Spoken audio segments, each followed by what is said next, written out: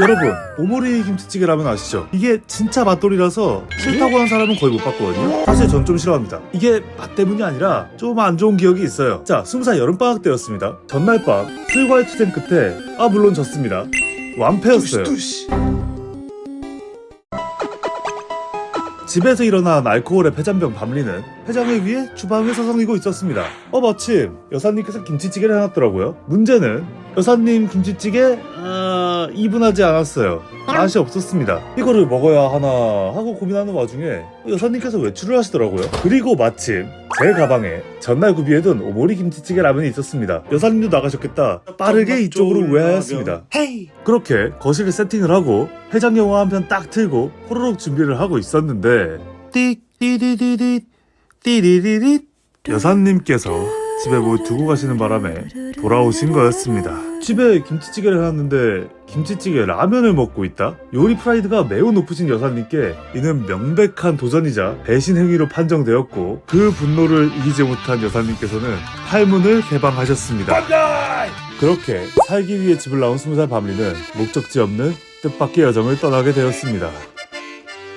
기나긴 여정의 끝에 밤리가 향한 곳은 방학이라 아무도 없는 과실이었고 조금 빠른 내 집 마련 과실 한 달 살이가 시작되었습니다. 네, 한 달 살이입니다. 자, 일단 급하게 나오느라 정말 핸드폰 빼고는 아무것도 못 들고 왔습니다. 그리고 그 당시 제 통장 잔고 우리은행에 3만원. 네, 이게 다였습니다. 이 험난한 세상을 살아가기엔 정말 택도 없죠. 일단 과실 구조가 대충 이랬습니다. 우선 잘 곳은 있어야 하니 소파에 누워봤는데 짧더라고요. 다시 한번 정말 택도 없이 대대적인 리모델링이 필요했습니다. 문과생 밤리는 최대한 이과적 사고를 통해 소파를 가장 길게 쓰는 법을 생각해냈고 전설의 테트리스식 배치를 생각해냈습니다. 바로 실행에 옮겼습니다. 문제는 제가 첫 입주민이 아니더라고요. 이미 대가족이 살고 있었습니다.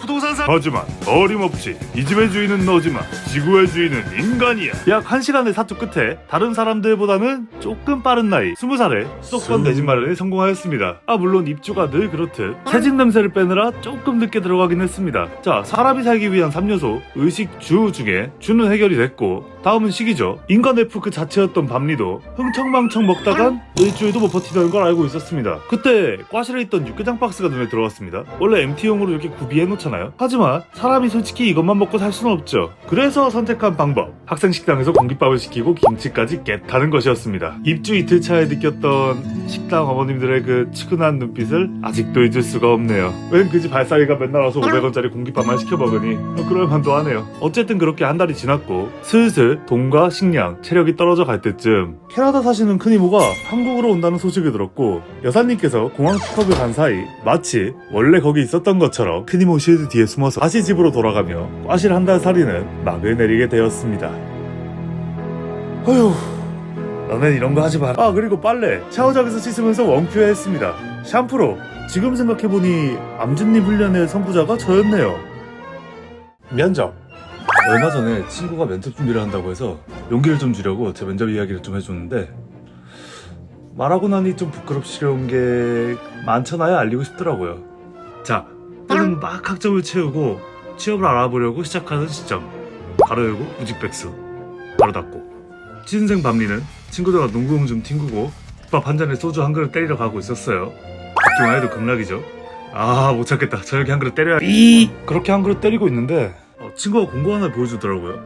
방송국 쪽 인턴이었는데 일단 이력서도 한번 써볼 겸 집에 가자마자 바로 신청서를 넣었죠. 술 한잔 하고 썼으니 아마 개판으로 썼을 거예요. 그리고 몇 주 있다 혼자 영화 한 편 보러 갔는데 전화가 오더라고요. 네, 면접 보러 오랍니다. 그 당시가 딱 코로나 시절이라 면접은 비대면 면접으로 진행됐었어요. 첫 면접이라 도끼도끼 와쿠와쿠 했는데 걱정한 것보다 분위기가 괜찮았어요. 중간쯤 됐을 때 면접관이 이런 질문을 했어요. 밤리 지원자 취미와 특기가 농구라고 되어 있는데 어쩌다가 시작하게 됐나요? 걱정만 하더라도 이력서를 어떻게 써야 할지 몰라가지고 특기와 취미에 농구라고 써서 냈단 말이에요. 제가 어떻게 농구를 시작했냐? 이것 때문이었거든요. 십덕특 굿즈 자랑 못 참음. 그래서 얼른 일어나서 책 들고 와서 막 자랑을 시작했어요. 근데 이상하게 면접관들이 웃고 있더라고요. 이상했어요. 뭔가 웃을 타이밍이 아닌데. 그리고 다음 질문을 듣자마자 확실히 뭔가 잘못됐다는 걸 느꼈죠. 밤리 지원자 지금 바지 입고 계시죠? 마음한 직장이었던 밤리는 위로는 양복을 입고 있었지만 무지백수의 소울을 반바지를 통해 한껏 스윙하고 있었습니다. 그것도 빤스만큼 짧은 놈으로다가. 아 근데 그거 아세요? 여기 붙었어요.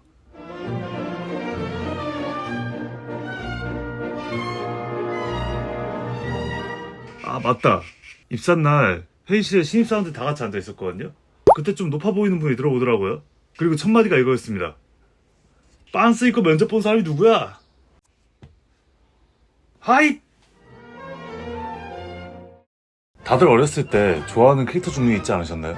뭐 예를 들면 카이든 주인공류를 좋아했다든가 빨간 옷 입은 놈들을 좋아했다든가 아니면 털난 놈들의 참을 수 없는 묘한 애정을 느끼셨다든가. 저는 그게 칼쟁이들이었습니다. 얄쌍하고 날렵한 그 움직임들이 참 멋있었어요. 특히 메이플에서 공수가 참 멋있다고 생각을 했는데 문제는 집 컴퓨터가 브라운관 모니터 플러스 윈도우 98이었기 때문에 사실상 집에서 게임을 하는 게 불가능했다는 거죠. 거기다 어린이 밤리는 PC방도 무서워했기 때문에 활은 싸우지도 못하고 시간은 흘러갔어요. 그리고 동시에 가지지 못한 것에 대한 욕망은 점점 커져갔죠. 자, 그래서 요놈 마음을 좀 이해해요. 암튼 어린이 밤리는 한 가지 생각을 떠올리게 됩니다. 할 수 없다면 만들자. 그래서 집을 뒤지기 시작했고 긴 막대기, 긴 고무줄, 그리고 고무 동력기 그 몸통 나무를 구했어요.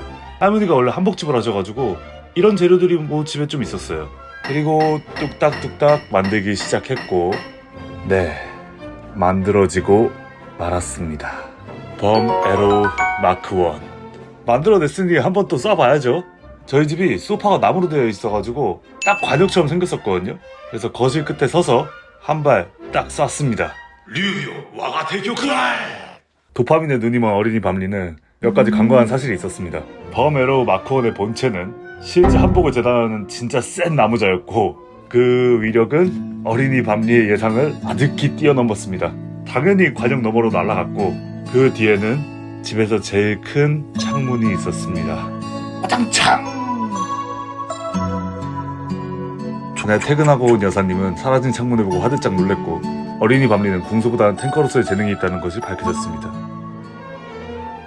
얼마 전에 자전거를 당근하려 하는데 제 예전 자전거가 생각나더라고요. 이 자전거가 좀 특별했던 이유는 고등학교 때 세뱃돈을 모아 샀는데 대학교 때 엄복동 당했습니다. 학교에 타고 왔는데 하교할 때는 그 모습을 볼 수가 없었죠. 여기서 끝났으면 전국민 60%가 겪어봤을 평범한 자전거 PTSD겠지만 제 자전거는 돌아왔습니다. 엄복동 당하고 반년 정도 지났나? 아니 학교 운동장에 익숙한 모습의 자전거가 있더라고요. 제가 달아둔 액세서리까지 그대로 돌아왔어요. 근데 본체만 돌아왔습니다. 네, 의자는 또 없었어요. 물론 돌아온 건 기뻤지만 아니 이래서는 집에 타고 갈 수가 없죠. 큰일 납니다. 다리 풀렸다가는 소중한 번식의 권리를 잃을 수 있어요. 그래서 아쉽지만 과시랍 자전거 거치대에 묶어놓고 그저 관상용으로 사용하였습니다. 그런데 한 달 후 의자도 돌아왔습니다. 심지어 원래 있던 놈으로. 여기서 놀라셔야 합니다. 좀 이상하잖아요? 다시 돌아온 것도 그런데 심지어 두 번에 나눠서 온다니. 그래서 좀 생각을 해봤는데 사실 제 자전거는 시공간계 능력자가 아니었을까요? 원래 제 고등학교가 버스 지하철로 30분 정도 걸렸거든요. 근데 한번 자전거로 15분을 찍은 적이 있어요. 아 물론 내리막길이긴 했어요. 그래도 15분은 말이 안 되거든요. 그러니까 이때 능력을 개화한 거죠. 저 말고 제 자전거. 그리고 처음 없어졌을 때는 그 능력이 극한까지 가서 이 세계로 소환이 돼버린 거죠. 그래서 뭐 층층거리는 엘프 누나도 태우고 고블린 박으면서 레벨업도 하고 귀 내딸린 수상한 도적도 태우고 하면서 마왕성까지 갔겠죠. 원래 마지막 스테이지 가면은 개화 다 쓰고 풀 업글 때리고 들어가잖아요. 그래서 몸뚱이만 전투용으로 바꿔 낀 거죠.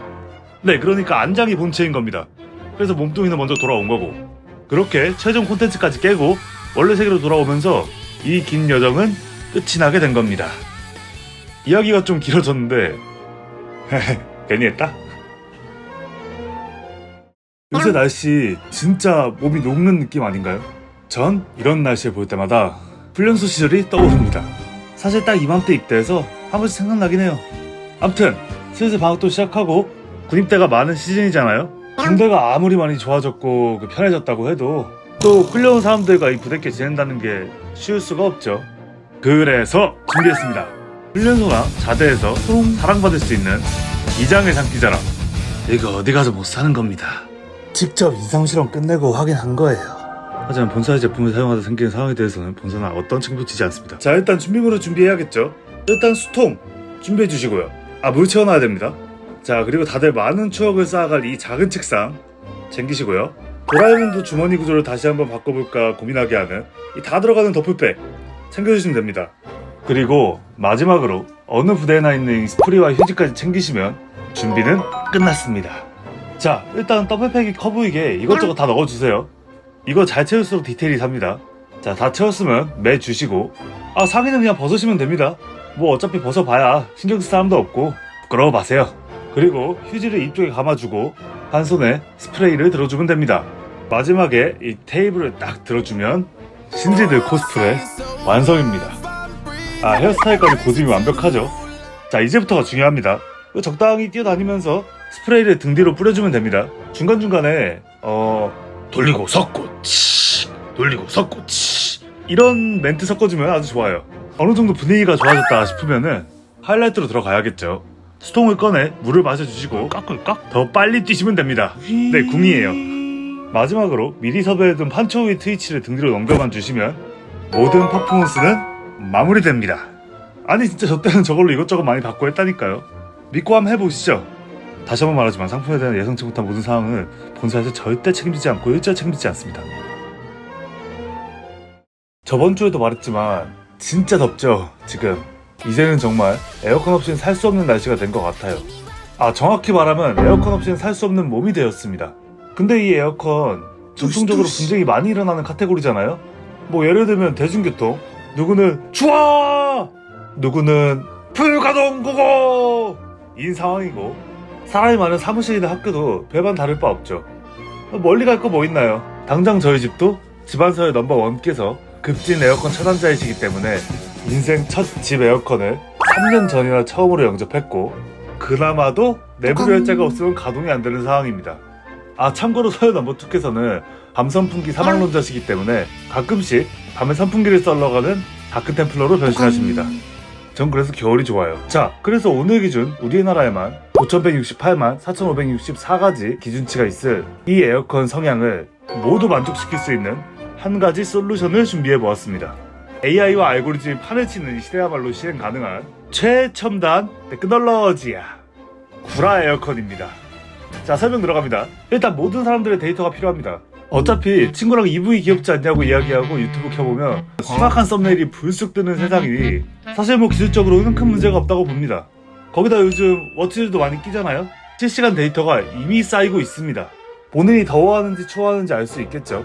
그러면 대강 추위 저항 분포도가 나올 거예요. 얼음 내성이 기본 패시브인 겨울왕국 주민들도 계실 거고, 지우 아버지 마냥 아이스 아메리카노만 봐도 레벨이 막히는 분도 계실 거예요. 자, 여기서 이 분포도에 따라서 에어컨이 구라를 쳐주는 겁니다. 그러니까 지금 25도로 세팅이 되어 있어도 엘사에게는 짜라잔, 밑에서 한 장, 19도 한사장에게는 위에서 한 장, 30도 싸나다, 이런 식으로 알려주는 거죠. 이러면 일단 본인들도 이 온도면 내가 좀 참아야지, 오늘 내가 좀 예민한가 보다, 이렇게 넘길 수 있고, 더 나아가 양보하는 아름다운 그림도 볼 수 있습니다. 지우 아빠 지금 19도 너무 춥지? 온도 좀 올릴까? 30도. 자, 이렇게 모두에게 아름다운 상황에 적정 온도까지 지킬 수 있으니 지구도 행복한 겁니다. 미친 소리 같다고요? 날씨를 보세요. 내가 안 미치게 생겼어? 만약 이거 진짜 나온다, 서로 들키지만 않으면 됩니다. 구라를 치는 건 문제가 아니에요. 걸렸을 때가 손모가진 겁니다. 그럴 때가 있잖아요. 인생의 분기점은 다가오는데 뭔가 해둔 건 없고 뭔가 해야겠는데 또 할 건 뭐 없는 것 같고 갱은 자꾸 오고 전그참 다들 복학하고 나서 이런 경우가 많은데 저 또한 똑같은 상황이었습니다. 정확히는 제 옆에 이 두 놈도 똑같은 상황이었습니다. 똑같은 놈들 세 놈이 모였으니 뭐라도 하지 않았을까요? 어림없이 탑정글 바텀 4인팟이나 결성되었습니다. 그렇게 실시간으로 인생을 조지고 있던 개노다 삼형제의 눈에 한 가지 공고가 들어왔습니다. 온라인 광고 공모전! 이게 홈쇼핑 회사에서 진행했던 공모전인데 그 회사 제품 중 하나를 골라서 1분짜리 광고를 만들어서 제출하는 거였습니다. 할 거 없는 개노다 삼형제 바로 실행에 옮겼습니다. 고민 끝에 고른 주제는 레트루트 삼계탕이었습니다. 자, 이제 어떻게 만들지 고민해야겠죠. 일단 저희 상황에서 가능한 게 뭐가 있을까 생각을 해봤습니다. 저희 학교에서 운영하는 박물관이 있었는데 약간 경복궁 느낌이 났거든요. 여기서 진행하기로 했습니다. 거기에 맞춰서 하나하나 살을 붙여갖고 결국 나온 게 배고파.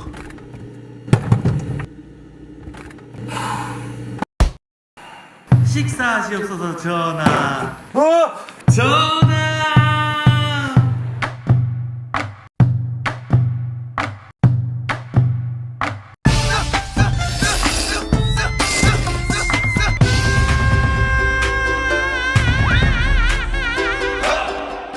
현대인의 수라상. 내가 이게 왜 삼계탕 광고인지 모르겠는 기이한 영상이 탄생하였습니다. 아니 근데 제출하고 나니까 이게 슈폼처럼 만들어야 된다 하더라고요. 그러니까 이렇게 가로 영상이 아니라 세로 영상으로 만들었어야 됩니다. 당연히 기본부터 못 지켰으니 기대할 건덕지도 없어졌습니다. 어쩔 수 없죠. 포기하지 말고 4인팟이나 다시 하러. 아니 시상식을 오라 하더라고요. 그래서 가자마자 두리번거리고 있었는데 거기 계시던 부장님 정도 되시는 분이 씩 웃으면서 악수를 청하시더라고요. 전화 잘 봤다고. 네, 아주 부끄러웠습니다. 나머지 팀들의 영상을 보니 굉장히 감성감성하고 옹주옹주한 영상들이 대부분이었는데 저희 거 보고 많이 웃으셨던 것 같습니다. 참고로 6등 했습니다.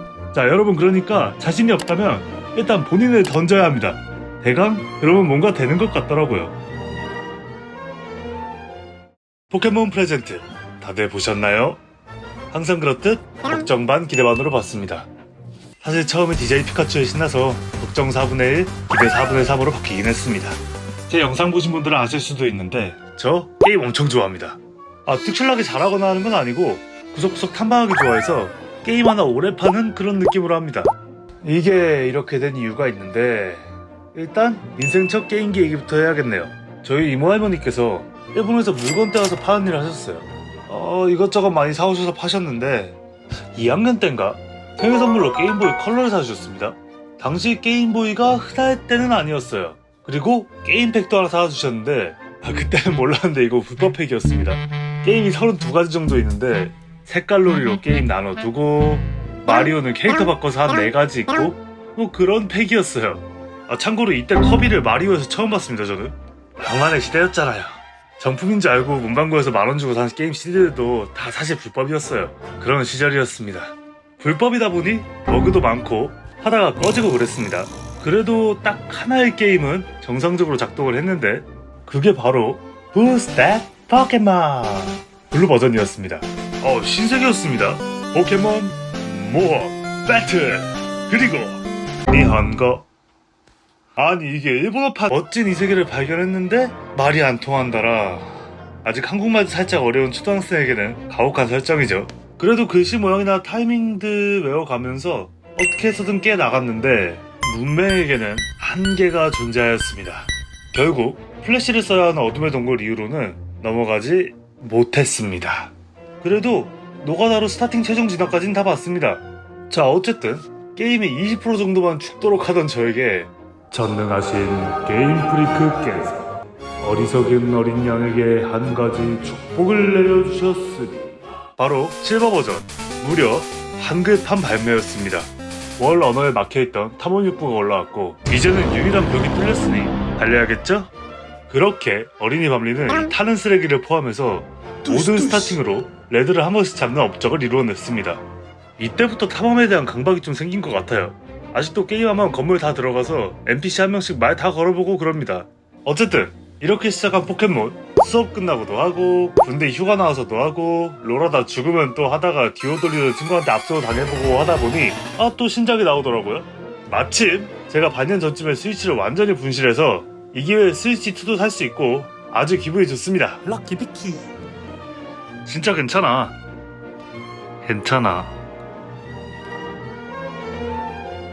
요새 뉴스 보면 이걸로 이야기가 왕왕 나오더라고요.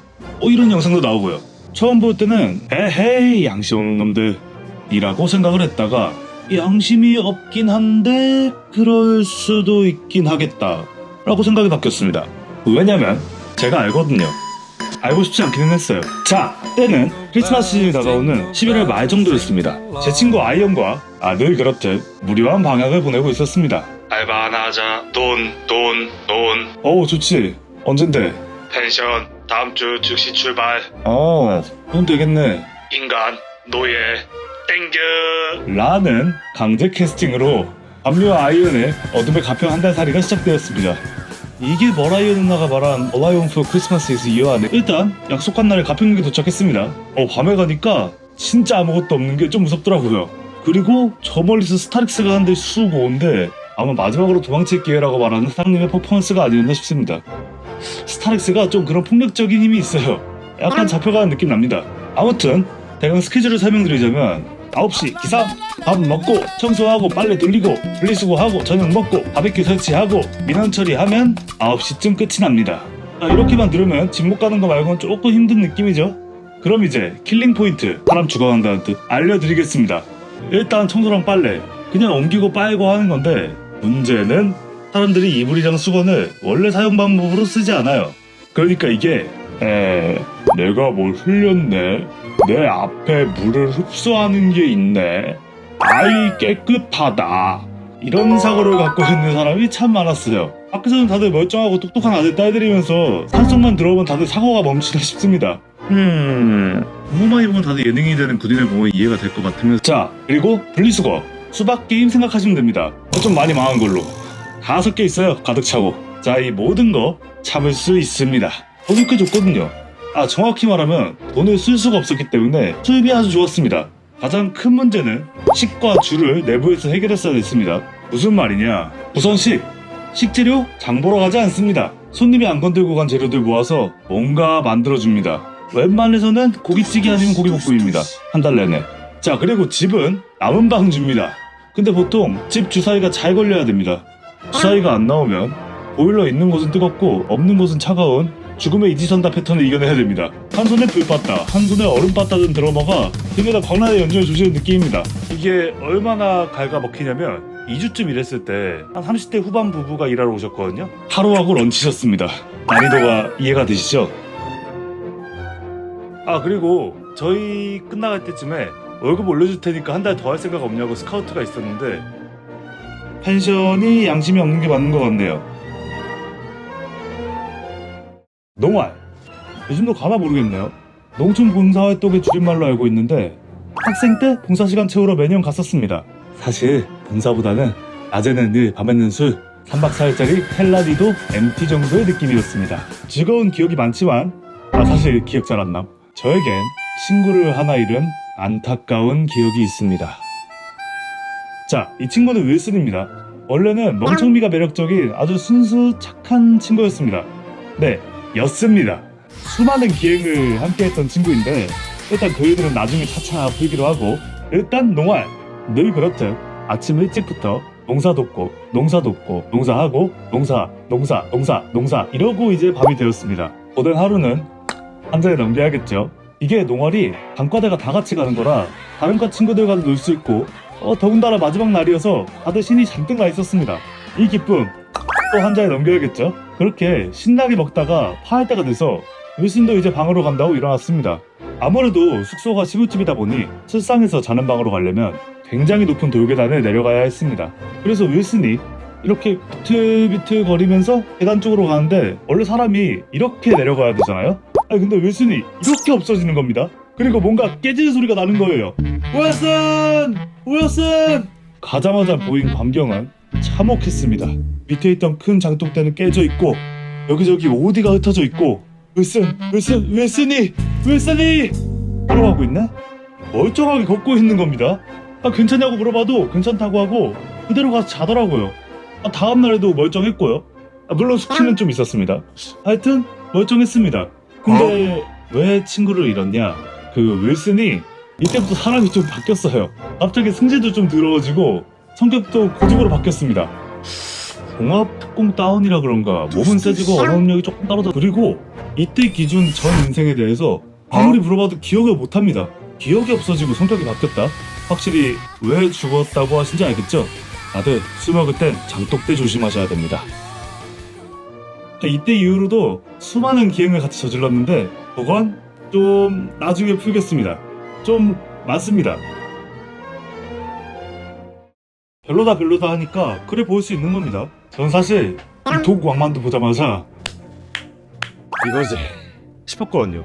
오히려 얘는 조금 많이 약했고 이 친구도 조금 아쉬웠어요. 계속 저 모습이면 조금 부담스러운데 뭐 어차피 잠깐 있는 모습이잖아요. 좀 과해도 좋잖아요. 아니 솔직히 저기 옆 동네는 때꼴로기 진심으로 응원 한 번이면 누님이 되는데 뭐 어떻습니까 이 정도로. 참고로 전 애초에 이 열대지방 리전포 야자사 알뭉치도 좋아했습니다. 아무튼 슬슬 유추가 공개가 나오고 있는데 많은 사람들이 스타팅 매거진을 기대하고 있을 것 같아요. 후후 후후. 아 그래 원래 너인 거 아는데 들어가 있어. 그렇지. 그 중에서도 메가니움 과연 어떻게 나올까? 일단 지금 유출로는 이런데 좀 부족합니다. 그래서 하나 만들어 보려 합니다. 메가지나가 원래 힘을 억지로 방출하는 설정이니까 원래 도감을 조금 봐야겠죠. 메가니움, 허브 포켓몬. 꽃잎에서 발산되는 향기에는 다투는 마음을 가라앉게하는 성분이 담겨있다. 메가니움이 뿜어내는 숨결에는 말라 죽은 풀과 나무를 살려내는 힘이 있다. 메가니움이 주변에 있으면 살림욕을 한 것처럼 상쾌한 기분이 든다.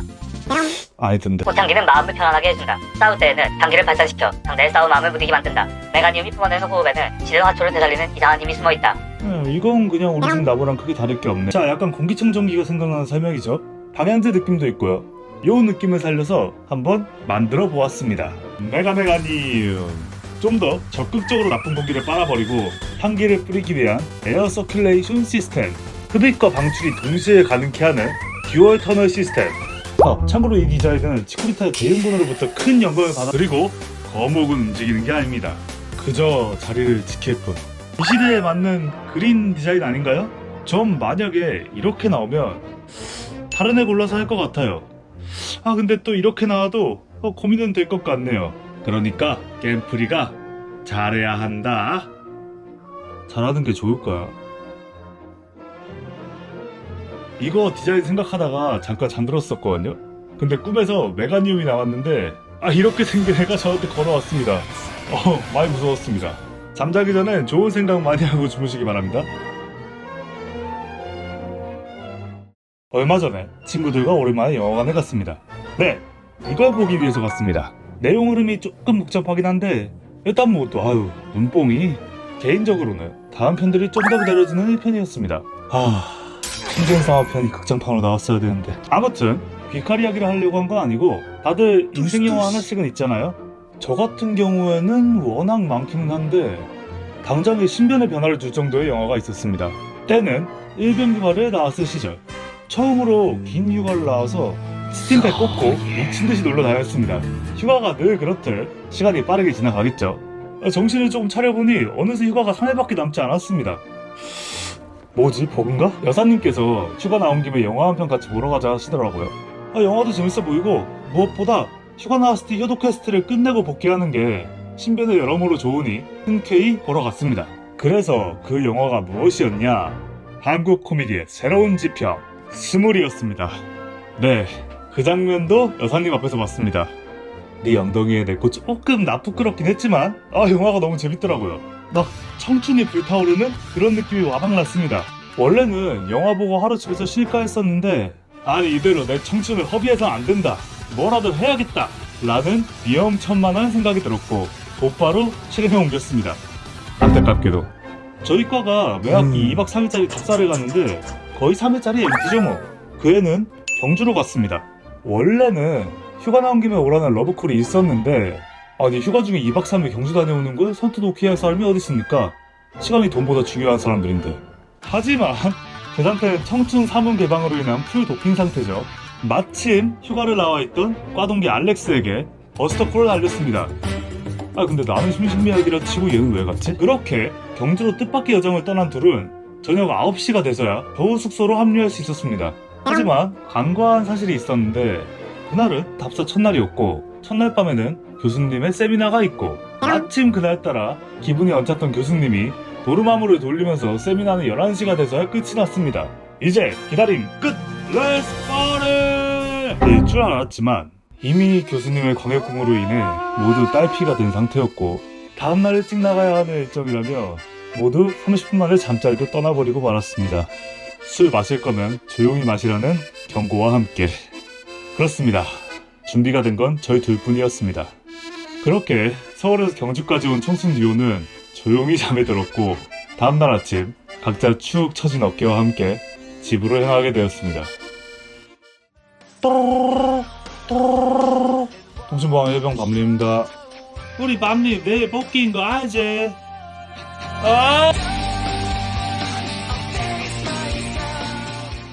여러분이 휴가를 나와서 영화를 보고 싶다면 미국인들 나와서 때려 부수는 영화를 추천드립니다.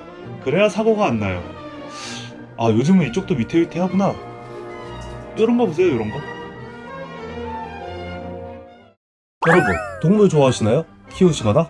저는 사실 워낙 어렸을 때부터 뭐든 키우고 싶어 해서 집에 이것저것 많이 들고 왔습니다.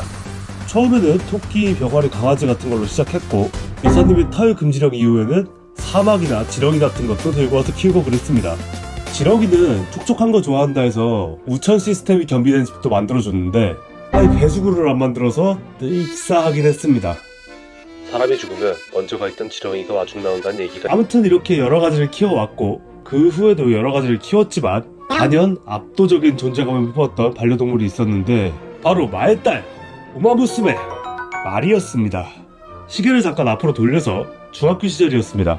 제가 1학년까지는 서울에서 다니다가 2학년부터는 전라도 화순으로 전학을 갔습니다. 가족이 다 같이 간 건 아니었고 저만 기숙사 있는 대안학교로 갔습니다. 사고 쳐서 가고 그런 거 아니었습니다.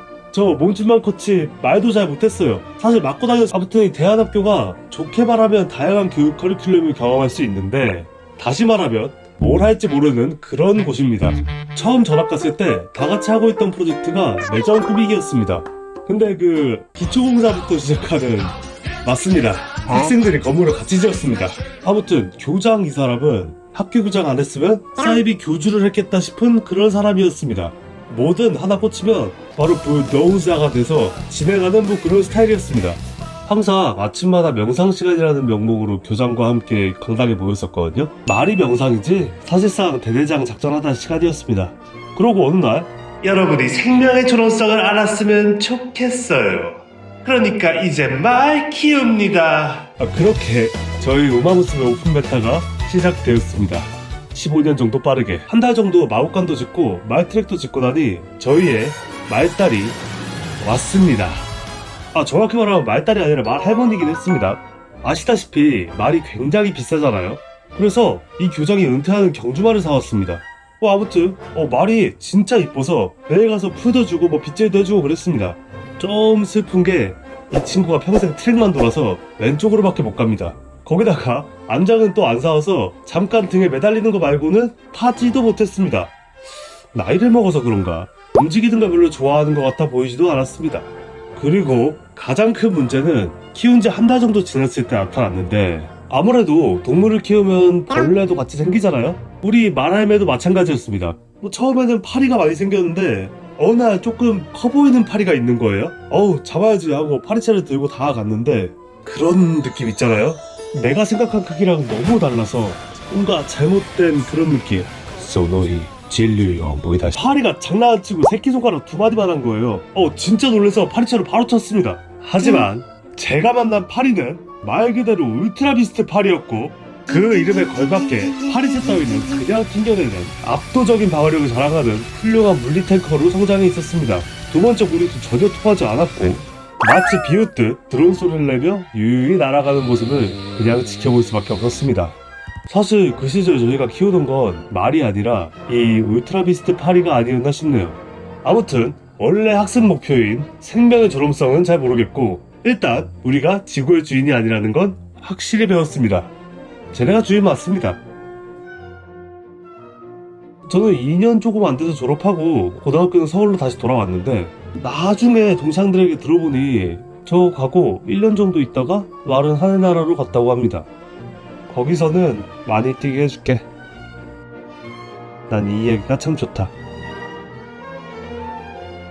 연휴 동안 혼자 뭐하지 하다가 체인소맨 보고 왔습니다.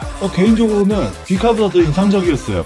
다른 느낌으로 눈뽕도 있고 내용도 한편으로 딱 깨끗하게 끝나는 느낌이고 상어도 카와이하고 레드 누나가 막 벗고 나오고 여튼 그렇게 재밌게 보고 나서 집으로 오다가 문득 제 주변에 있던 악마 한 명이 생각나서 좀 이야기를 해볼까 합니다. 바로 경범죄의 악마입니다. 자, 저번에 말했던 윌슨이라는 친구입니다. 그 사건 이후로 다른 사람이 되었다고 말씀드렸었죠. 윌슨이 특히 군대를 다니는 다음부터 요상한 논리를 참 많이 펼쳤는데, 일단 해병대답게 해병일병은 육군 대위와 같은 계급이다. 선임이 똥을 싸도 작전이다. 육군의 포탄은 가슴 트래핑이 가능하다.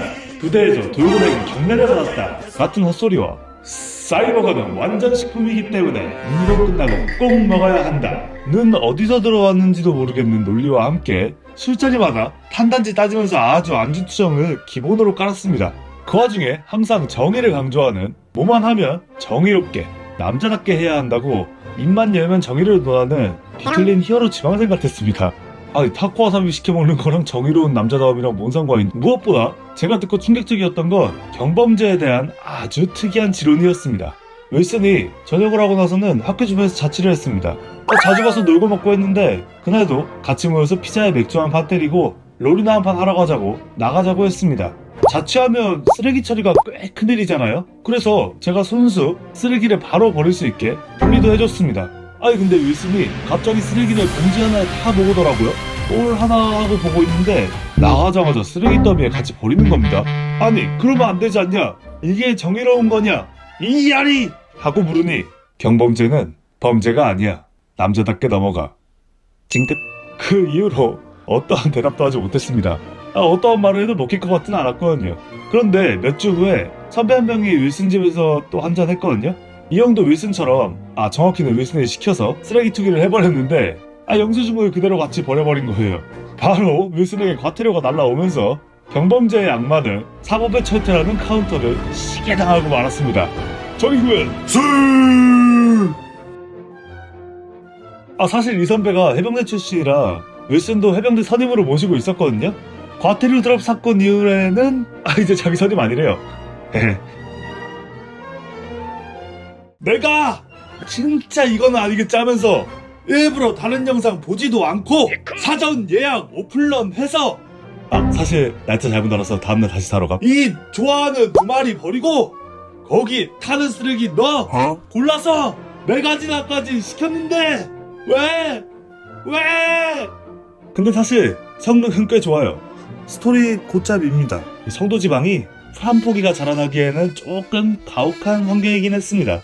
아무튼 짬짬이 하다보니 이제 반 정도 온 것 같은데 하면서 느낀 점은 이긴 합니다. 확실히 게임프릭이 다 늙고 병들어가는 팬덤 가로치고 나같이 뿐만 아니라 새로운 세대의 팬덤도 확실하게 잡고 싶어하는 게 느껴졌습니다. 쉽게 말해 배짱 장사를 조금 내려놨어. 일단 캐릭터는 기가 막히게 뽑은 것 같아요. 처음부터 같이 붙어다니는 애도 예전처럼 합법 투견만 보면 눈 돌아가고 뭐 물어보면 겨부터 보여주면서 헛소리부터 하는 게 아니라 진짜로 저런 도시에 살고 있는 친구가 해법한 생각과 행동을 보여줍니다. 좀 무례하고 많이 무책임하긴 한데 반면에 우리 보스 선생님 정말 진국이고 든든하고 진심으로 녹청파 취직 마렵네. 특히 이 할아버지 백 믿고 활동하는 서터리머 아주 매력적입니다. 특히 싸가지 없이 말하는 게 아주 메스가 키갖고 저를 그리고 확실히 조사랑 설정 정리를 정말 열심히 한 티가 납니다. 히스의 기획관은 보고 진짜 반갑 재밌다 했고 포켓몬이 도시에서 함께 살아간다는 설정에도 신경을 쓴 게 보였습니다. 깨보이가 쓰레기를 먹어주는데 냄새 때문에 조금 멀리 가서 밥을 주거나 뭐 그런 거예요. 이런 디테일들이 또 몰입도를 올려주는 겁니다. 그리고 제가 작년에 파리로 출장을 다녀왔었는데 느낌이 굉장히 비슷했습니다. 호텔 구조나 사람들이 식당이나 카페 밖에 앉아있는 거나 밤만 되면 파티 애니멀들이 되는 거나 웰컴 소매치기까지 조사를 아주 열심히 한 것 같아요. 진짜로 체험을 했을 수도 있고 다만 거긴 자전거가 그렇게 많은데 이 세계관은 자전거가 없네요. 택시회사가 소송을 때렸나? 좀 움직이는 게 답답합니다. 이게 오픈월드식에서 옥상도 올라가고 해야 되는데 다닐 수 있는 루트는 굉장히 한정적입니다. 우리가 아는 그 재앙 친구와는 확실히 다르죠. 이거 대본 쓰기 직전에 로토모 글라이드 얻어서 한번 써봤는데 이거 글라이드가 아니라 그냥 요시 바락 점프입니다. 그래서 매 점프가 도전입니다. 물론 아직 중간이고 어떤 기능이 또 나올지 모르니 더 해보고 말해야 할 것 같아요. 이게 참 좋은 것만 나열하면 재미있고 잘 만들고 했는데 또 이동이나 컨트롤 씹히는 부분 같은 거 생각하면 이것도 제대로 못하나 싶으면서도 약간 조카 놀아주는 것 같아요. 귀여운 면만 보면 그렇게 좋을 수가 없습니다. 뭔가 잘못하고 있는 걸 봐도 좋은 것만 보면 그만이니 그냥 넘어가게 되고 그러다 보면 애 베리는 거 아닌가 걱정이 되다가도 또 내 책임 아니기도 하고 일단 마저 좀 더 해보겠습니다. 들어가자, 파트너들. 날씨도 추워지고 편의점에서 빼빼로를 팔기 시작하는 걸 보니 곧 수능이겠구나 싶겠더라고요. 제가 이걸 수능까지 만들 수 있을지는 잘 모르겠지만 수능 보시는 혹은 보셨을 여러분에게 용기를 조금 주고자 수능 이야기를 한번 해볼까 합니다. 그리고 시작하자마자 이런 말해서 조금 그런데 전 사실 수능 이야기를 할 자격이 없어요. 자, 고3 시절로 시기를 돌려보겠습니다. 모두 힘든 시기죠. 헤이로 토무, 제 GPT 이름입니다. 그 시절 수능이 어렵던 이유를 알려줘. 난이도 조절 실패, 쉬운 수능의 합격, 상위권 변별력 부족, 트리 영역 출제 범위 변화 및 일부 문항의 높은 오답률, EBS 영재 체감 난이도. 결과적으로 2차 때 생기는 수능은 전반적인 난이도 하락 속에서 특정 유형 난이도 불문형에 의해 수험생들이 입시 전략을 세우는데 큰 어려움을 겪은 시기로 평가됩니다. 뭐 이런 이유가 있는데 그냥 짧고 간단하게 말씀드리면 디아블로3가 나오고 롤 한국 서버가 오픈했습니다. 듣기만 해도 어지러지하죠. 전 영어 특기자 수시로 일찍 학교를 붙어서 사실 학교도 조금 얼탱이 없이 붙었는데 이건 나중에 풀도록 하겠습니다. 남들보다는 많이 풀어진 상태로 수능장으로 향했습니다. 아니 이미 대학도 붙었는데 왜 가냐? 라고 하실 수 있지만 갖가지 수험생 할인을 받기 위해선 수험증이 있어야 했습니다. 그거 시험장 안 가도 그냥 받을 수 있는데 라고 하시겠지만 네! 사실 몰랐습니다. 무조건 끝까지 봐야지 수험생 할인을 주는 줄 알았어요. 멍청이시죠, 지송.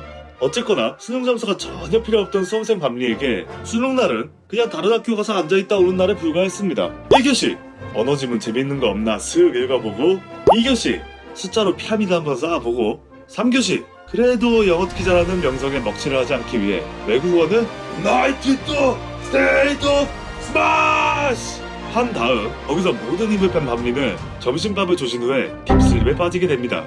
그렇게 한참 너희는 꿈을 이뤄? 난 지금 꿈을 꿔를 시전하고 있는데 그 수능장 가면은 감독관이라 해야 되나? 시험지 나눠주고 하시는 어머님들 계시잖아요? 그 어머님 눈에는 제가 그냥 수능에 던지는 것처럼 보였나봐요. 그럴만 했네요. 그래서 자고 있던 저를 깨우시고는 약간은 우수에 찬 눈빛으로 이렇게 말하셨습니다. 학생, 아직 포기하면 안 돼. 그런데 제가 거기서 장황하게 제 상황을 설명할 수가 없잖아요? 다들 시험에 집중하고 있는데. 그래서 그냥 네, 화이팅! 을 외치고 시험이 끝날 때까지 시험지를 열심히 봤습니다. 네, 그냥 봤습니다. 다들 수능 화이팅! 나갈 때 그 어머님이 절 보시더니 학생 잘 될 거야. 아줌마가 기도해 줄게. 라고 양심의 피니쉬를 날리셨습니다. 어머님, 저 재수하다고 바로 대학교 갔습니다. 저 포기한 거 아니었어요. 그래도 감사합니다. 땡큐! 수학 좋아하세요? 라고 하면 학을 뜨실 분들이 계실 거예요. 저 같은 경우에는 좋아했습니다. 네, 했습니다. 왜냐면 전 최강이었거든요. 물론 한 반년 정도만. 자, 일단 제가 어렸을 때 뉴질랜드에서 2년 정도 살았었습니다. 가기 전에 영어를 조금 배워가긴 했죠. A, B, C 까지만 배워갔습니다. D부터 Z까지는 가서 마저 배웠습니다. 심지어 제가 다니던 학교는 한국인도 한 명도 없었기 때문에 살고 싶어 영어를 배워! 인 벼랑끝 사자육아법을 온몸으로 당하고 있었습니다. 아무튼 이렇게 말 자체가 힘들었지만 유일하게 처음부터 잘할 수 있던 게 있었는데 그게 바로 수학이었습니다. 여기서 아셔야 할 게 우리나라 수학이랑 뉴질랜드 수학은 조금 다릅니다. 다르다기보다는 조금 느립니다. 당시 거기 6학년 수학이 어땠냐면 더하기 빼기가 메인이고 심화 과정으로 곱하기와 나누기가 나왔습니다. 이미 한국에서 손바닥 맞으면서 4년 전에 마스터한 사칙연산 어디 가나요? 에이시안 인간 계산기 칭호를 얻는 데는 얼마 시간이 걸리지 않았습니다. 얘네는 진짜 계산기를 써도 틀리고 있는데 저기 에이시아는 그걸 머릿속으로 하니 그럴만도 하죠. 그렇게 수학왕으로 군림하면서 어깨가 하늘을 찌르고 있었지만 제 왕자는 6개월 만에 위협받게 됩니다. 학교를 다닌 지 반년 정도 됐을 때 일본인 여자애가 일본에서 전학을 왔습니다. 정확히는 어머님이 한국인이신 혼혈 친구인데 계속 일본에 살다 와서 그냥 일본인 친구였습니다. 일본인이 영어 못하는 건 이미 전세계 90%가 알고 있는 사실이죠. 맥도나르도 이미 반년간 절벽에서 떨어지며 영어를 달려내온 유학생 밤리에게 영어로는 상대가 되지 못했습니다. 컬러? 하지만 이 친구가 수학 시간만 되면 눈빛이 달라졌습니다. 아마 저랑 비슷한 느낌이었겠죠? 거기다가 선생님도 좀 나쁜 게 자기 반에 수학 최강자가 둘이나 있어서 신나셨는지 저희 둘을 은근히 대결에 붙였습니다. 잠시나마 생긴 수학 프라이드에 예로부터 한 일 전 참을 수 없죠. 질수도 없고 매주 계산 시험이 있었는데 어느 순간부터 저희 둘만 타임어택으로 경쟁하고 있었습니다. 계속 비슷한 성적을 내다가 선생님이 진짜 1등을 가리고 싶었는지 시험이 점점 어려워졌습니다. 그리고 결국 두 자릿수 암산 시험이 나오면서 최강자가 없기에 1등이었던 범부는 방가해죽 당하게 되었습니다. 나의 라이벌, 잘 지내지? 난 덕분에 문과 갔어. 그래도 이건 내가 진 거지 한국이 진 게 아니야. 야, 너네 할 수 있었잖아. 근데 지금까지 왜 그랬어? 아, 그래, 저건 뭐 너네가 한 건 아니고. 그 와중에 이 친구 다라이는, 이야, 수박대 여러분 꼭 봐보세요. 진짜 재밌습니다. 특히나 1편을 재밌게 보셨다면 많은 팬 서비스가 들어가 있습니다. 캐릭터들이 더 깊이 있어졌고 잠깐 나오는 반가운 얼굴들도 많습니다. 만약 처음 보신다, 그건 재밌을지 모르겠네요. 제가 어떻게 합니까? 저는 1편을 못해도 6번은 본 사람인데 인간은 남을 온전히 이해하지 못해요 라고 대연자님께서 말씀하셨습니다. 재미있을 겁니다. 보시기 전에 참고하실 만한 것들을 좀 스포 없이 말씀드리겠습니다. 자, 이번에는 털 달린 친구들뿐만 아니라 손발 차가운 놈들도 나옵니다. 더 다양한 수상한 판타지를 채워줄 만한 좋은 동물들에 대한 묘사가 좀 더 많아졌습니다. 아무래도 1편으로 돈도 땡겼고 제작진들의 입김도 세지고 했을 거니 자기들 넣고 싶은 건 다 넣은 게 아닐까 싶습니다. 이게 원래 어른들의 세계가 다 연관이 있는 겁니다. 저 혹시 양털 깎는 거 넣어도 될까요? 양들의 습성을 보여주면서 재밌는 감독 내 이놈! 돈! 시간! 잘라! 이었다가 캉! 어이! 야! 미용실 만든다! 그래도 그냥 시간. 뭐 이런 상황 아니었을까요? 그래서 동물을 한국 애청자들이 좋아할 만한 이런 동물 디테일을 살린 장면이 뭐가 있냐? 커카가 성격을 살린 직업을 갖고 있거나 도마뱀이 무리를 달리거나 말이 바닥을 긁거나 뱀이 막 뭐 이런 게 있었습니다. 영화의 기본 골자는 1편과 비슷합니다. 우리나라야 인종 간 갈등이나 이민자 갈등이 많진 않으니 MBTI 차별과 갈등으로 대입해서 생각해 보신다면 숨은 의도들이 많이 보이실 겁니다. 아무튼 외계 포카혼타스 TS 버전 3편이 나오기 전까지는 아마 제일 괜찮은 영화가 아닐까 싶습니다. 앞으로 수많은 수상한 짤들이 돌아다닐 게 뻔하지만 여러분, 이거 전체 관람가 영화예요. 애들도 보는 겁니다. 그러니까 제발 이런 것 좀 그리지 마. 그 짤들이랑 전혀 관련 없는 영화니까 걱정 말고 보세요. 진짜 전혀 없습니다. 근데 갑자기 드는 걱정인데 다음 편에 곤충이 나오면 어쩌죠? 그보다 이거 잘 된다고 실사화하면 어쩌죠? 진짜 어쩌지? 요즘은 인기가 조금 떨어진 것 같긴 한데 메이드 카페 한참 영상도 많이 뜨고 한국에도 들어오고 했었잖아요. 제 주변 사람들은 제가 무조건 한국에서 가봤을 거라 믿고 있지만 놀랍게도 안 가봤습니다. 한국에서는 안 가봤습니다. 남자로 태어났으면 본토 메이드 카페 가서 뭐해는 해봐야. 자, 제가 예전에 윌슨과 함께 8박 9일 일본 여행을 간 적이 있습니다. 윌슨이 광적인 제이라서 9일 동안 일정을 거의 분 단위로 짜줬습니다. 이 얘기는 좀 나중에 풀기로 하고 7일차쯤 됐을 때 드디어 자유시간이 주어졌습니다. 할 거 없으면 일본 식당 문화의 끝을 한번 보고 오자고 러브콜을 보냈지만 물론 대차게 까이고 저 혼자 메이드 카페로 향했습니다. 그때는 제가 일본어를 잘 못하기도 했고 사실 혼자서 현지인에게 메이도 카페와 도코 데스까? 라고 물어볼 용기가 없어서 대강 전단지 주시는 분 따라 들어갔습니다. 들어가니까 약간 범죄와의 전쟁에서 테이블이랑 무대에 있는 그런 술집 있잖아요? 구조가 굉장히 비슷했습니다. 물론 모야만 한 바켓을 들이부어야죠. 일단 앉아서 하나 시켰습니다. 오므라이스는 도저히 용기가 나지 않았어요. 뭐 금방 나오죠. 그래서 아리가또 고자이마스 하고 받으려 하는데 안 주는 겁니다. 거기 메이드분이 얘가 이거 왜 바로 가져가? 하는 표정으로 주문을 외워주는 겁니다. 오, 신기하다 하고 보는데 빤히 쳐다보시는 겁니다. 같이 해야지 임마. 그렇게 함께 마법의 주문을 외우고 나서야, 정확히는 나 자신과의 힘겨운 싸움을 이겨내고 나서야 제가 지불한 물건을 받을 수 있었습니다. 보니까 좀 있으면 공연을 한다고 하는 것 같았습니다. 이미 많이 힘들었지만 그래, 이것도 기회인데 그래도 이것까지는 보고 가자 라고 생각하고 앉아 있었습니다. 제가 콘서트를 많이 가보진 않았는데 싸이 콘서트는 그래도 몇 번 가봤거든요. 이분들이 싸이보다 열심히 추십니다. 진짜 전 살면서 그렇게 뜨거운 공연을 본 적이 없어요. 앞자리에 있던 팬들이 막 구호 넣으면서 응원하고, 네, 이건 환호가 아니라 응원이었어요. 워낙 칼각으로 응원을 해서 약간 파타퐁 같기도 했습니다. 얼마나 분위기가 뜨거웠냐면 첫 곡 끝나고 나니까 옷이 땀에 쩔어 있더라고요. 그래서 나도 진짜 열심히 살아야겠다, 교훈을 얻고 이제 나가려고 하는데 처음 들어올 때 번호표 같은 걸 줬었거든요. 공연 끝날 때마다 음모를 통해 상품을 주는 게 있더라고요. 제가 이런 쪽으로 된 적이 없다 보니 지금 정리하고 있는데 제 번호가 나오는 겁니다. 그것도 1등으로. 그때 그 직원의 당황스러운 눈빛과 주변의 원망의 눈빛들을 잊을 수가 없습니다. 나머지는 딱 봐도 주 6일짜리 여기 출근하시는 분들 같은데 누가 봐도 처음 와보는 것 같은 외국인이 1등 상품을 타가면 뭐 그럴만했네요. 그렇게 멤버들의 사인이 있는 CD 앨범을 받고 진짜 어디서 파는 CD 같았습니다. 원망과 분노의 눈빛을 뒤로 한 채 도망치면서 제 첫 메이드 카페 경험은 끝이 났습니다. 아니 아저씨들, 뉴비가 뭐 좀 받으면 축하 좀 해주면 되지. 이 업계가 참 여러모로 뉴비 배척이 좀 있는 업계인 것 같아요. 아바타가 나왔죠. 아직 보지는 못했지만 사실 전 아바타를 별로 안 좋아합니다. 정확히는 2편에서 하차각을 살짝 봤습니다. 자, 일단 2000년대 후반으로 잠시 돌아가 보겠습니다. 그때가 한참 일명 뽕 맞는 영화들이 많이 나오던 때였습니다. 라인업 한번 보시죠. I am Iron Man. 월리, 이바, 다크나이트.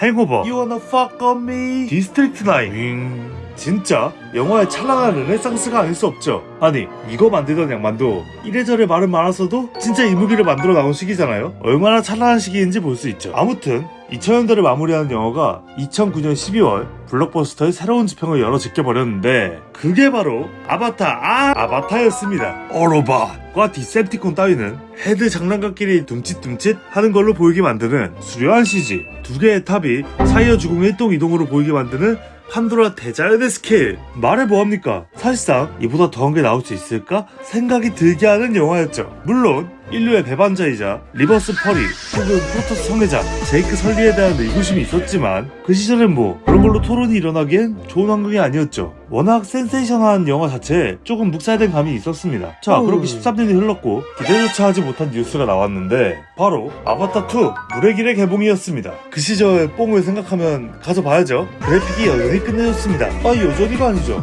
물 안에서의 장면들은 진짜 기가 막혔습니다. 외계 마오리족들도 여전히 멋있고요. 자, 이제 좋은 거 다 말했습니다. 보면서 생각한 건 내가 보는 게 외계 SF물인지 금쪽 같은 내 새끼 외계 SF 버전인지 헷갈렸습니다. 그리고 가장 큰 문제는 오은영 선생님이 나오지 않는다는 거였죠. 일단 우리 아가들이 참 많습니다. 직접 연성해낸 애들 2명에 어디서 주워온 애들 2명에 아니 인간까지 키우는데 이 5명이 진짜 전혀 말을 듣지 않습니다. 한 놈 어디서 사고쳐서 구하러 가면 다른 놈이 잡혀가고 여기 좀 있어 하고 구하러 가면 지들끼리 설리 가족은 포기하지 않아 하면서 어디 또 잡혀갑니다. 아주 돌아가면서 잡혀가니까 누구를 구하러 가는지도 좀 헷갈립니다. 이게 안 그래도 영화도 긴데 하루 왼쪽에 금쪽에도 구하러 다니니까 보는 제가 피곤했고 진짜 애들이 잡혀갈 때마다 한숨 푹푹 쉬었습니다. 내가 이래서 결혼을 못하고 애를 못 이런 거에서 피로감을 느끼고 나니까 이제는 제이크 설리 이 새끼도 안 입고게 보이더라고요. 아니 그러니까 국비 지원으로 외계 행성도 보내주고 몸까지 줬어요. 근데 인간을 배신해? 리버스 펄이를 해? 그리고 13년 동안 애를 키웠다 내가 애 관수를 못해? 말하고 나니까 그 피로감이 드네요. 일단 보러는 갈 건데 전 이걸 기대를 해야 되나 잘 모르겠습니다.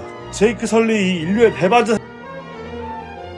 저번에 보러 갈 거라고 말을 하긴 했지만 사실 타이밍을 놓쳐서 영화관에서는 못 보겠구나 생각하고 잊고 있었는데 주말에 잠깐 한숨 때리려고 누웠을 때 띵동 아바타 하고 검색해보니 마침 집 앞에서 아바타를 아직 하고 있더라고요. 그러니까 시작 시간이 15, 14, 13 토르코 막초처럼 빠르게 날아가서 보고 왔습니다.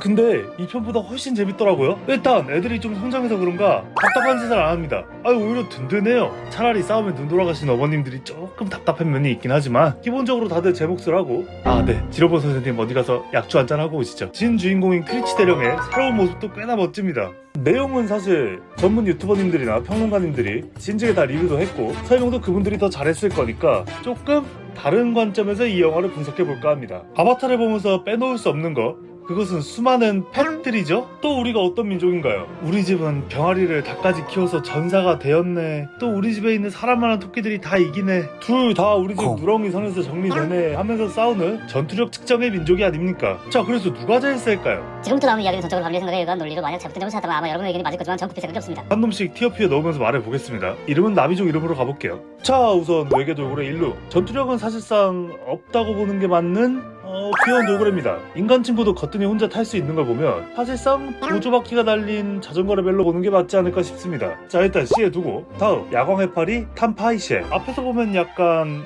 맥회 무료 복귀를 받을 수 있어 라는 대사가 들릴 것 같은 비주얼이지만 수중 호흡 버프가 달린 시점에서 물마우 머스트헤브 아이템이니 B로 두도록 하겠습니다. 자, 이제부터 확실히 전투력 있는 친구들입니다. 이크란 국민 날 것이죠. 팝콘을 얻고 있으면 꽤나 귀여운 맛도 있고 다 같이 날 때는 꽤 웅장합니다.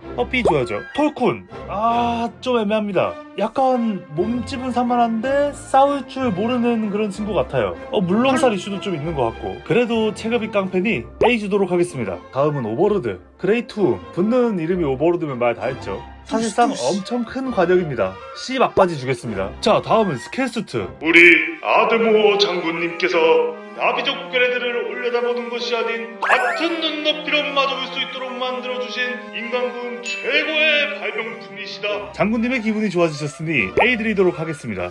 저분이 기분 안 좋아지시면 여러 피봅니다. 자, 피카도와 크랩슈트입니다. 얘네는 세트로 다니니까 한 유닛으로 보겠습니다. 강력하죠? A입니다. 마음이 아프긴 하지만 사실상 얘네로 퉁퉁 때려잡았습니다. 다구리 치면 누가 못 이김? 할 수 있지만 그래도 실적으로 보여줬잖아요. 마지막에는 꼈잖아요. 라고 하시겠지만 사실 톨쿤이 아니라 얘네가 이긴 거죠. 공포의 촉수 지영입니다. 일단 물 위에 있다? 염라대왕님께 뭐라고 변명할지 미리 생각하는 게 여러모로 마음이 편할 겁니다. 그리고 아이들의 술안주 아버지들의 영양 간식으로서 가치가 매우 높습니다. 맛있어 보여요. A에 우선 올리겠습니다. 자, 이번에는 사실상 주인공급 트루코마크 전용 팩 트루쿠입니다. 전 이 친구가 거품이 조금 있다고 생각합니다. B 그래도 아크탄 위에는 올려줍시다. 자, 일단 몸집은 큰데 뭐 잘 싸우는 걸 보여주지 못합니다. 적어도 이번 편에선 오히려 작은 통로는 못 들어가고 총이나 활을 훨씬 두들겨 맞습니다. 사실 그 나비족들 모여있을 때 관객들의 환호에 신나서 애교 한번 왕 떨어진 거 말고는 전세에 큰 영향을 주지 못했습니다. 사실상 셀럽이다. 자, 다음 추락. 얘네 악어처럼 베스롤 하는 거 보셨나요?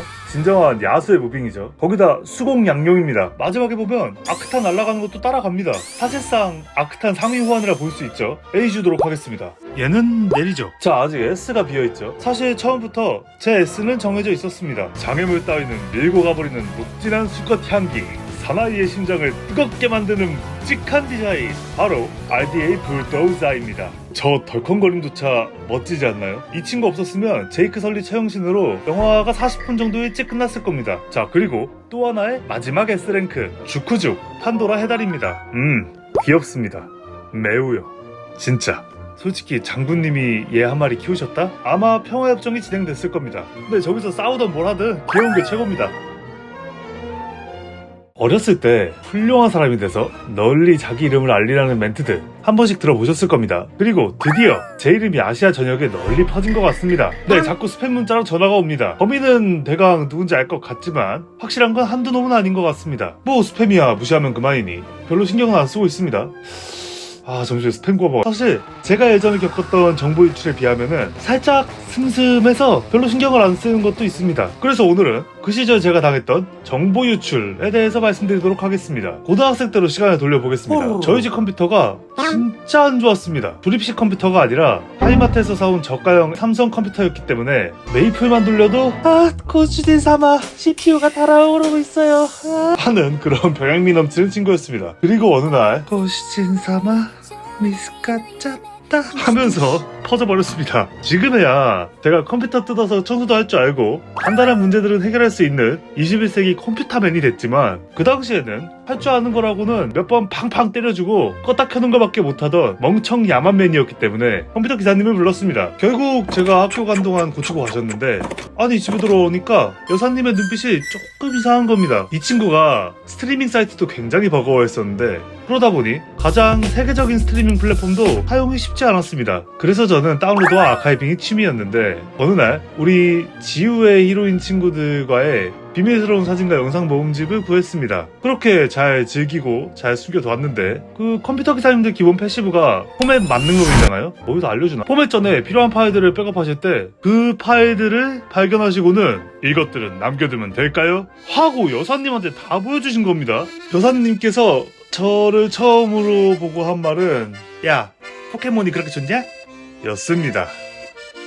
아니 아저씨 다 큰 성인 남성이 돼가지고 딱 보면 몰라요? 파일명을 봐요. 보미를 세레나의 인데 상식적으로 그게 남겨야 될지 물어야 될 파일입니까? 내가 지우는 것까지 신경도 안 써. 그걸 물어보고 지우면 난 뭐가 남아? 말해봐요. 나한테 왜 그랬어요? 왜 그랬어요? 아저씨 잘 지내죠? 아저씨는 꼭 나중에 벌 받을 거예요. 그러니까 발사의 지옥 가서 형량 나오면 그러려니 하슈.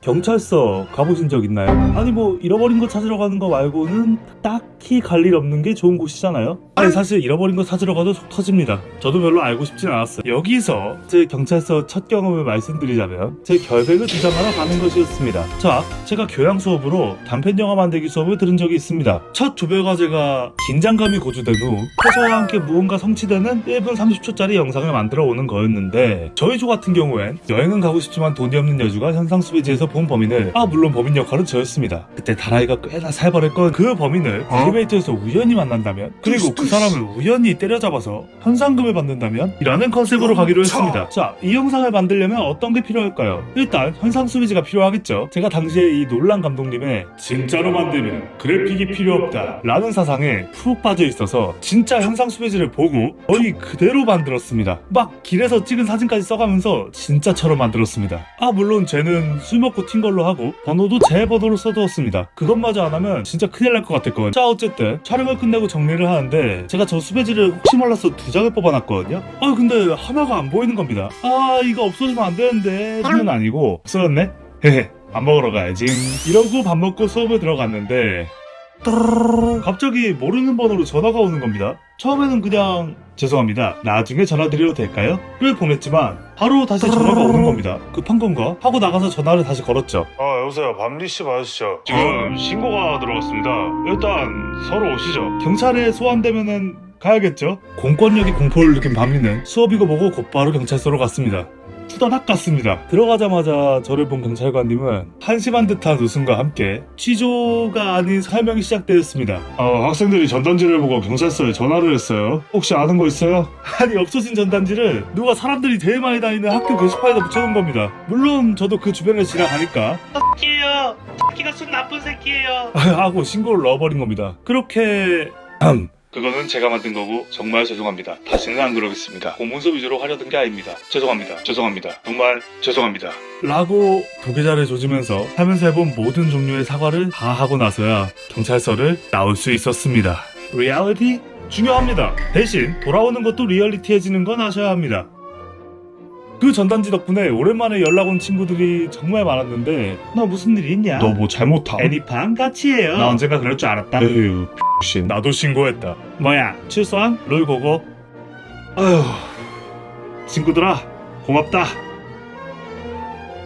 저 진짜로 기대 엄청 했거든요? 근데 왜 기대 이상인데? 시작하기 전에 우리 메타몽 아저씨랑 변신놀이 한 번만 할까? 자, 지금 여러 의미로 엄청 핫하죠. 덕분에 스위치2랑 타이틀 가격이 시가로 책정되고 있는 나름대로의 인기 인증 현상이 일어나고 있더라고요. 마치 그 시절 대비카키 시대를 보는 것 같아 뿌듯하기도 하고요. 왜냐면 전 쌀 때 미리 샀거든요. 전 아직 엔딩은 못 봤고 느낌상 이제 중간은 넘은 것 같은데 왜 이렇게 늦냐고 하실 수 있지만 현생도 살아야 하는 나이에 제가 전업 유튜버도 아니기 때문에 어쩔 수 없었습니다. 별로 많이 못했어요. 근데 플레이 시간이 50시간이지. 모넌 커스텀도 2시간씩 하는 꾸미기에 미친 밤리에게 이 게임은 너무 가혹한 게임입니다. 길 가다가 뭐가 막 어질러져 있으면 참을 수가 없더라고요. 왜 토가시 선생님이 그 게임 발매와 동시에 연재가 멈춰버리는지 알 수 있는 유익한 시간이었습니다. 게임성을 떠나서 일단 요소 하나하나가 너무 귀여워서 절 미치게 합니다. 메타몽이 변신하는 것도 귀엽고 뼈 포켓몬들도 귀엽고 말투가 수상한 이상희 씨도 귀엽고 하다하다 깨보기조차 기특한 게 말하는 거 보면 깨물어주고 싶습니다. 이렇게 만든 거 보면 확실히 앞선 포켓몬 게임들의 문제는 다른 게 아니라 게임 프리크였다는 생각이 화가 나다가도 그럴 때마다 밤리를 부르면서 오는 마을 주민들의 마음이 높고 뭐 그러고 있습니다. 학성민원인 내영이가 저를 조금 화나게 하기는 하지만 사소해요. 잠깐 동안은 이 게임 몇 년 만에 일찍 나왔어도 진짜 마음껏 했을 텐데 어린 새끼들 부럽다! 라고 생각을 했다가 아니다. 그랬다가는 진짜 인생이 박살났을 수도 있겠다. 다행이다 라는 생각으로 바뀌었습니다.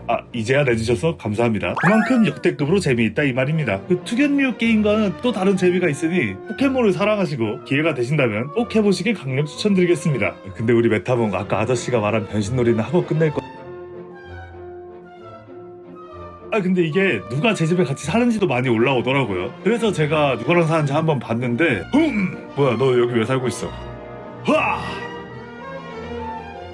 포코피아 잘 끝냈습니다. 물론 끝이 없는 게임인 건 알지만 일단 스토리는 다 밀고 EV들도 모으는 중인데 잘 생각해보니 안 끝났네요. 자, 어쨌든 전 이번 포코피아를 통해 두 가지 큰 인사이트를 얻었다고 생각합니다. 하나, 이제는 꼭 본각 게임이 아니어도 된다. 어른들 기준으로. 둘, 이제 사람으로 변신할 수 있다. 특히 이 두 번째가 아주 중요합니다. 이제 뭐든 다 된다는 거잖아요. 그러면 이제 다음으로 뭘 만들어야 할지 생각을 해봐야겠죠. 그래서 준비한 포켓몬 신작 기획안. 인간으로 변신한 메타몽이 주인공인 포켓몬 연애 시뮬레이션 게임 썸썸 포켓몬 센터입니다. 아니, 이게 그렇게 보기만 할 게 아니라 포켓몬고 나오고 어땠나요? 다들 집 밖으로 나오게 하는 데는 성공을 했죠. 속초에 포켓몬 박사님도 생기고. 다음으로 포켓몬 슬랩이 나오고 어땠나요? 다들 수면 패턴을 잡아가셨잖아요. 그리고 포켓몬 본국과 우리나라의 공통된 이슈, 마치 엘프와 같은 출산율과 결혼율이 있죠. 이 문제를 해결할 포켓몬 신작이 바로 이 두근두근 포켓몬 센터입니다. 물론 포켓몬 전통에 맞게 XX, XY 두 가지 버전으로 출시가 됩니다. 근데 이거 하면 게임만 할 건데 오히려 출산과 결혼에 방해되는 거 아닌가요? 그건 말이죠. 맞네요. 그래서 다시 준비했습니다. 포켓몬 신작 기획안 수정본 포켓몬 번식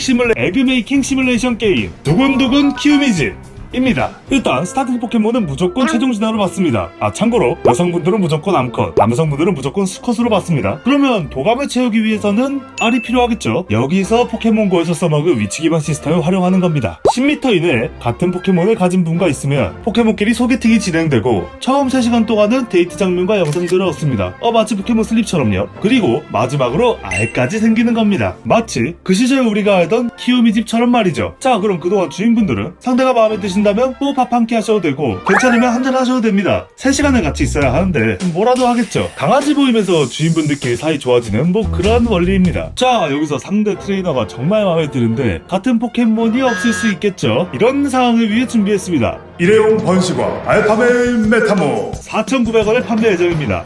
물론 상대는 메타몽인지 모르니 걱정 마세요. 괜찮지 않나요? 이거 성공하면 고티가 문제인가요? 이거 노벨 평화상 후보로 올라갈 겁니다.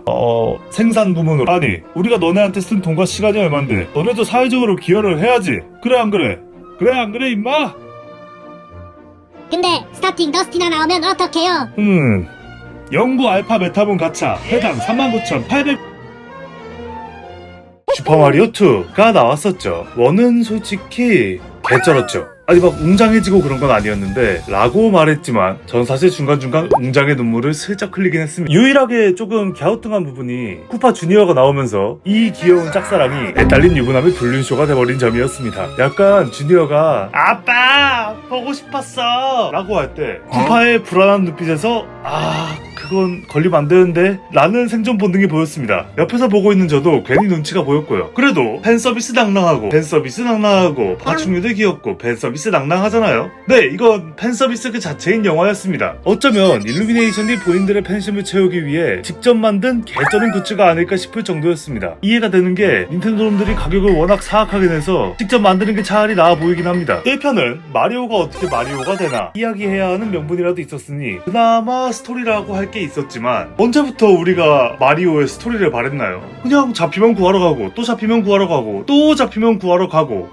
다시 구하고 마치 이것조차 구조인 것처럼 내용은 별게 없었습니다. 다만 그 없는 내용 사이에 수많은 마리오 시리즈 아니다 닌텐도 게임들의 기믹을 꽉꽉 채워준 거죠. 마리오 카트, 마리오 메이커, 대난투, 스타팍스, 요시 아일랜드 다 나옵니다. 심지어 오디세이에서 나왔던 그 부분까지 나오길래 기대를 했는데 우리 시장님은 안 나오시더라고요. 전 사실 새로운 요주로 홀리 나왔으면 어땠을까 내심 아쉽긴 했습니다. 1편에 잠깐 나오시긴 했습니다. 주인공 다라이가 아니셔서 문제였죠. 밑바닥부터 올라오신 자립적이고 성공하신 시장님, 이 시대에 맞는 최고의 누님이시거든요. 이 공듀 수저들과는 끝부터 다릅니다. 옆 동네 박스도 출연하는 마당에 어떤 마리오 시리즈가 못 나오겠어요. 모르긴 몰라도 저도 다시 보면 더 보일 수도 있습니다. 근데 슈퍼크라운 쿠파는 왜 안 나왔지?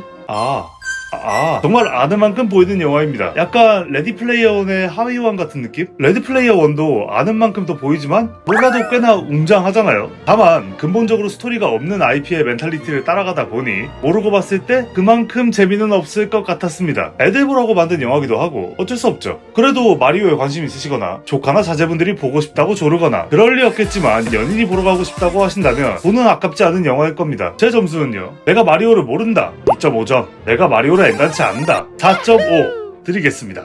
개인적으로 오늘의 영상은 이분에게 바치고 싶습니다. 리셀테크계 새로운 지평을 열어제낀 우리 요시조아 청년. This is for you! 사실 전 농구 팬이긴 하지만 그래도 공놀이 자체를 좋아하는 사람으로서 축구도 좋아하고 국대는 챙겨보는 편입니다. 멋있잖아요. 국가를 대표해서 몸을 날리는 스포츠 축제. 무엇보다 국위 스포츠에서 자신의 국대를 볼 수 있는 건 꽤나 운이 좋은 상황이라고 생각합니다. 더군다나 축구를 잘 모르는 저조차도 이름을 아는 해외파 선수들이 팀에 대거 포진한 이 정도 황금 세대라면 무조건 봐야죠. 다만 명보씨가 이 정도일 줄 몰랐죠 저도. 일단 멕시코전. 사실 이때 제가 친구랑 일본 여행 중이었습니다. 정말 1분 1초가 아까운 그 타이밍에 방에서 패드로 경기를 틀어두고 근데 해외에서 치즈를 못 보지 않냐고요? 여러분의 소중한 정보를 지켜주는 스톱샷. 죄송합니다. 성공한 유튜버 분들이 다들 광고하시길래 저도 한번 해보고 싶었습니다. VPN까지 돌려가며 경기를 봤죠. 물론 졌죠.